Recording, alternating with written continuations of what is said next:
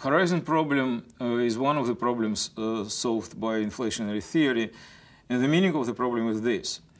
If your universe just started expanding in a hot Big Bang scenario, we should check what is the initial size of the universe in this scenario. Let's just take the part of the universe which we see right now, and the total size of the part of the universe which we see right now is approximately 10 to the degree 28 centimeters. So now it is big.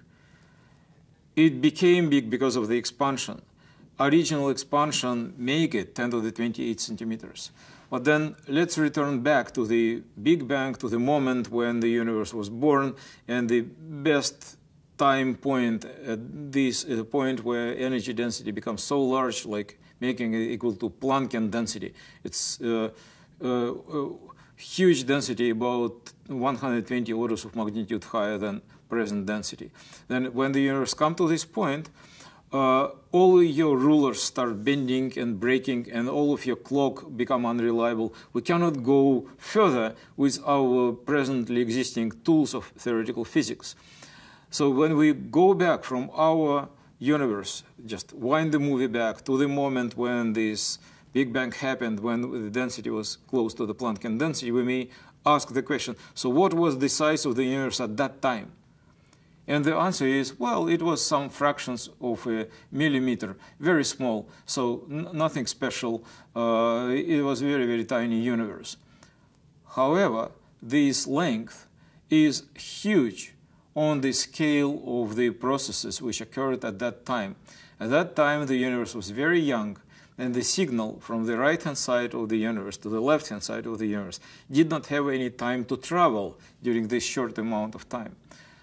This becomes even simpler if you just think about, let's the universe be infinite.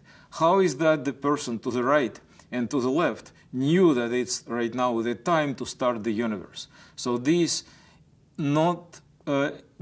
absence of information which would synchronize what happens to the right and what happens to the left, because the distances there were larger than the speed of light multiplied by the age of the universe at that time.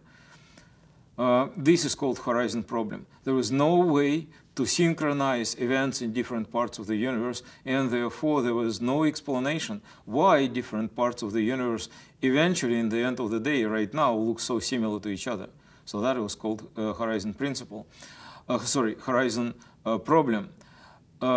What inflation takes you to, it takes a tiny, tiny speck of space. Size can be as small as you want, Planckian size, some extremely tiny size. And then there is exponential process of expansion. And then this universe becomes huge. It becomes as large as the part of the universe which we can observe right now.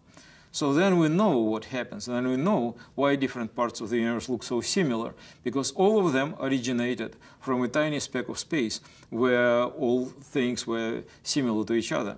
Even if they were slightly dissimilar, expansion stretches originally existing inhomogeneities and make the universe very flat and very homogeneous, which explains why part of the universe which we observe right now to the right of us and to the left of us have approximately the same properties.